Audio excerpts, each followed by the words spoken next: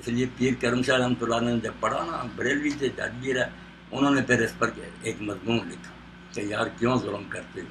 میں نے یہ کتاب پڑھی، اتنی شان تو حضور کی ہم بریلوی بھی نہیں بیان کر سکتے کہ مولانا قاسم نام کی.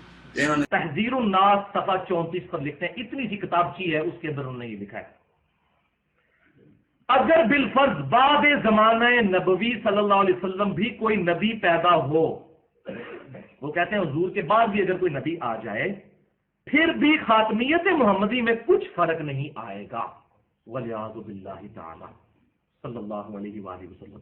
وہ کہتے ہیں حضور صلی اللہ علیہ وسلم کے بعد بھی اگر کوئی نبی آ جائے تو آپ پھر بھی خاتم النبیین ہی رہیں گے. خاتم النبیین کا یہ مطلب نہیں ہے کہ آپ کے بعد کوئی نبی نہیں آئے گا. تو پھر غلام احمد قادیانی نے جو دعویٰ کیا اور اس کے بیٹے مرزا طاہر نے بھی یہی عدالت کے اندر یہ قاسم نوتوی کی عبارت ہی پیش. علماء دیوبند کے مقتدی اور پیشوا قاسم نانوتوی، جنہیں بانی دارالعلوم دیوبند کہا جاتا ہے، اپنی کتاب تحذیر الناس کے اندر رسول اللہ صلی اللہ علیہ وآلہ وسلم کی ختم نبوت کے حوالے سے جو عبارت لکھتے ہیں، اس عبارت کے اوپر امام اہل سنت رحمۃ اللہ علیہ نے کفر کا فتویٰ دیا. قاسم نانوتوی اپنی کتاب تحذیر الناس کے بالکل آغاز ابتدا میں خطبہ میں لکھتا ہے کہ بعد حمد و صلات کے قبل عرض جواب یہ گزارش ہے کہ اول معنی خاتم النبیین معلوم کرنے چاہیے تاکہ فہم جواب میں کچھ دقت نہ ہو. سو عوام کے خیال میں تو رسول اللہ صلی اللہ علیہ وسلم کا خاتم ہونا بئی معنی ہے کہ آپ کا زمانہ انبیاء سابق کے زمانہ کے بعد اور آپ سب میں آخری نبی ہیں، مگر اہل فہم پر روشن ہوگا کہ تقدم یا تاخر زمانی میں بذات کچھ فضیلت نہیں. مسلمانوں کا ہر پیر و جوان، مرد و عورت، عالم و غیر عالم، ہر مسلمان جانتا ہے کہ خاتم النبیین کے معنی ہے آخری نبی. لیکن قاسم نانوتوی نے اپنی اس عبارت کے اندر نبی پاک علیہ السلام کے خاتم النبیین کا معنی آخری نبی ہونے کو عوام کا خیال قرار دیا، جبکہ یہ مسلمانوں کا قطعی، حتمی، سمعی، جزمی عقیدہ ہے کہ رسول اللہ صلی اللہ علیہ وآلہ وسلم خاتم النبیین ہے اور اس کا معنی ہے آخری نبی. لیکن قاسم نانوتوی نے اس آخری نبی والے معنی کو عوام کا خیال قرار دیا، نعوذ باللہ تعالیٰ. اور اس کے مقابلے میں اہل فہم کے بارے میں یہ لکھا کہ اہل فہم جانتے ہیں کہ بذات اس میں کچھ فضیلت نعوذ باللہ تعالیٰ نہیں ہے. اس میں نبی پاک علیہ السلام کی ختم نبوت زبانی کا انکار قاسم نانوتوی بانی دارالعلوم دیوبند نے کیا. اور اسی کتاب کے صفحہ نمبر 65 پہ جا کے لکھا، بلکہ اگر بالفرض آپ کے زمانے میں بھی کہیں اور کو نبی ہو، جب بھی آپ کا خاتم ہونا بدستور باقی رہتا ہے. اور صفحہ نمبر 85 پہ جا کے لکھا کہ بلکہ اگر بالفرض بعض زمانہ نبوی صلی اللہ علیہ وسلم کوئی نبی پیدا ہو تو پھر بھی خاتمیت محمدی میں کچھ فرق نہ آئے گا. دوسری بات، کیا مولانا قاسم نانوتوی صاحب رحمہ اللہ تعالی یہ خاتمیت زمانی کے اقرار کرنے والے تھے، یا کہیں پر انہوں نے صراحت کی ہے کہ میں خاتمیت زمانی کو تسلیم کرتا ہوں؟ تو آپ کی زندگی کے اندر ہی یہ اعتراض چلا گیا تھا، آپ کی زندگی کے اندر ہی یہ اعتراض مولانا کے پاس چلا گیا. تو مولانا نے اس پر جو مناظرہ عجیبیہ کتاب ہے، مناظرہ عجیبیہ، اس کے اندر جو تحریرات لکھی ہیں میں آپ کو صرف وہ سنا دیتا ہوں. نمبر 1، مولانا نے کہا کہ خاتم المرسلین کی جو خاتمیت زمانی تو سب کے نزدیک مسلم ہے. آپ صلی اللہ علیہ وسلم کی جو خاتمیت ہے، خاتمیت زمانی، یہ سب کے نزدیک مسلم ہے. اور یہ بات بھی سب کے نزدیک مسلم ہے کہ آپ اول المخلوقات ہیں. کیا مطلب؟ یعنی سب سے پہلے آپ کو نبوت ملی. نمبر 2، مولانا نے ایک مقام پر چل کر لکھا کہ خاتمیت زمانی یہ تو اجماعی عقیدہ ہے. اور تیسرے مقام پر چل کر مولانا نے مزید کہا کہ خاتمیت زمانی سے مجھے انکار نہیں، بلکہ یوں کہ یہ کہ منکروں کے لیے گنجائش انکار نہ چھوڑی، افضلیت کا اقرار ہے بلکہ اقرار کرنے والوں کی پاؤں جما دیے، اور نبیوں کی نبوت پر ایمان ہے پر رسول اللہ کے برابر کسی کو نہیں سمجھتا. اور ایک اور مقام پر چوتھی جگہ جا کر مولانا نے کہا کہ خاتمیت زمانی سے مجھے انکار نہیں. اب مولانا اقرار بھی کر رہے ہیں، خاتمیت زمانی سے مجھے انکار نہیں، اور ناحق کی تہمت کا البتہ کچھ علاج نہیں. تو انہوں نے کہا یہ تو ناحق کی تہمت لگائی جا رہی ہے. بلکہ ایک اور مقام پر چل کر تو انہوں نے بالکل دروازہ ہی بند کر دیا. کہا کہ اپنا دین و ایمان ہے بعد رسول اللہ کے کسی اور نبی کے ہونے کا احتمال نہیں. جو اس میں تأمل کرے، یعنی جو اس میں تأمل کرے اس کو بھی کافر سمجھتا ہوں. یہ مناظرہ عجیبیہ کی چند عبارتیں میں نے آپ کے سامنے رکھی ہیں. اب اس کے بعد آپ بتلائیں کہ کسی قسم کا کوئی اشکال رہ جاتا ہے تو مولانا نے بتلایا کہ خاتمیت کے جو تینوں درجات ہیں، زمانی، مکانی اور مرتبی، نبی اکرم صلی اللہ علیہ وسلم کو وہ تینوں حاصل ہیں، اور تینوں نبی اکرم صلی اللہ علیہ وسلم کے لیے ہیں۔ اچھا، اس کو ایک اور انداز سے میں سمجھاتا ہوں۔ پھر تحذیر الناس کی جو عبارت ہے اس میں لکھا کہ اگر بالفرض بعض زمانہ نبی، تو یہاں دو چیزیں، اگر بالفرض، یہ مثال ہے، مثال کے اوپر حکم نہیں لگتا۔ مثال کے طور پہ اگر کوئی شخص کہتا ہے کہ اگر بالفرض زید نے زنا کر لیا، تو کیا خیال ہے اگلے دن زید کو لٹا کر وہ کوڑے لگانے شروع کر دیے جائیں گے؟ اگر بالفرض زید نے چوری کر لی تو کیا مطلب اسے پکڑ اس کے ہاتھ کاٹ دیے جائیں گے؟ یہ مثال ہے۔ پھر قرآن کریم نے بھی یہ اسلوب سمجھایا ہے۔ قرآن کریم میں ایک جگہ آتا ہے لو کان فیہما آلہۃ الا اللہ لفسدتا، اگر زمین و آسمان میں اللہ کے علاوہ کوئی اور الہ بھی ہوتا نا تو لفسدتا، فساد ہو جاتا۔ اب یہ بتائیں کہ اللہ کے علاوہ کوئی اور الہ ہے؟ نہیں، اگر ہے، یہاں لفظ اگر ہے۔ اچھا، اسی طرح حدیث مبارکہ میں آتا ہے لو کان بعدی نبی لکان عمر، اگر میرے بعد کوئی نبی ہوتا تو عمر ہوتا۔ تو کیا خیال ہے، عمر، سیدنا عمر فاروق رضی اللہ تعالیٰ نبی ہیں؟ آپ کی بات تھے یا نہیں تھے؟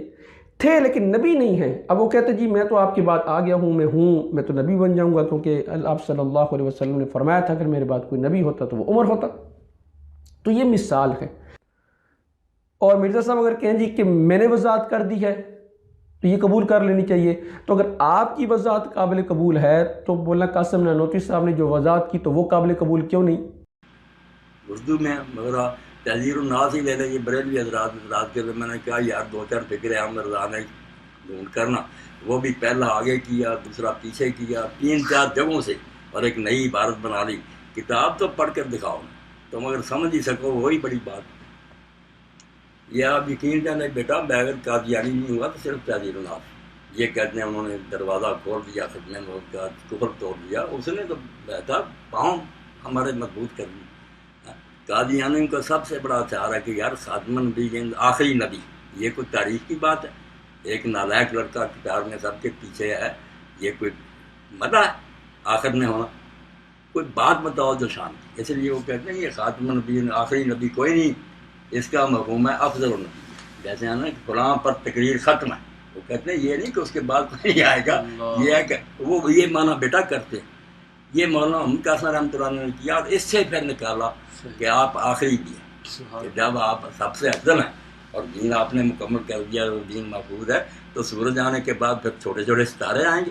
دونوں کو سنبھالا، معنی بھی رہا افضل النبیین کا کہ آپ سب سے اعلیٰ، اور یہ آخر میں آئے ہیں، یہ بھی چونکہ اجماع امت ہے، اعلان بھی ہے، بھائی سب کیا، اس کا منکر کافر ہے، مگر اس کتاب پر ظلم کر رہا ہے کہ اس میں مولانا نے دروازہ کھول دیا، اس میں سے عبارت پڑھنا ہے، حدیث بھی پڑھنا ہے، بالفضل رسول اللہ کے بعد کوئی نبی آ جائے تو خاتمیت محمدی میں فرق نہیں ہے، اس سے نکال۔ اب بات کیا، خاتمیت بات اس میں 3 معنوں میں، ایک خاتمیت زمانی کہ آپ کا دور آخر میں ہے، اس کو بھی بیان کیا جس کا منکر ہے کافر ہے۔ ایک خاتمیت رتبی کہ مرتبہ بھی آپ پر ختم ہے، جیسے میں نے کہا کہ فلاں آدمی پر یار تقریر ختم ہے، اعلیٰ، یہ خاتمیت رتبی اس کو کہا۔ ایک خاتمیت ذات کہ اللہ نے پہلے نبوت آپ کو دی روحوں کی دنیا میں، دوسرے سارے نبیوں سے اقرار کیا، ان کو آپ کی تصدیق سے نبوت ملی ہے، وہ تو پہلی ہے آپ کی ذاتی، ڈائریکٹ اللہ نے آپ کو 3 ہے اس میں، خاتمیت ذاتی، خاتمیت رتبی اور خاتمیت زمانی، سب کو سنبھالا۔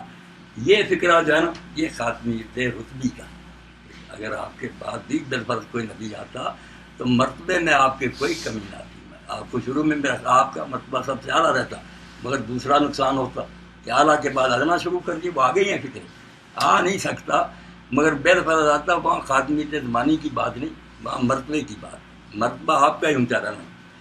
کتاب کو بدل دیا بیٹا، اور جو جواب دیتے ہیں نا دیوبندی وہ بھی پڑھتے ہیں، اس لیے ادھر ادھر کی باتیں کرتے کام نہیں پاتے۔ مسئلہ یہ نا مولانا دیوبندی بھی پہلے بدل اس گیا نا، کتاب کو پڑھیں سمجھیں، پھر پتہ چلے کہ جو اس میں بیان ہوا 1400 سال میں کوئی نہیں کہہ سکتا۔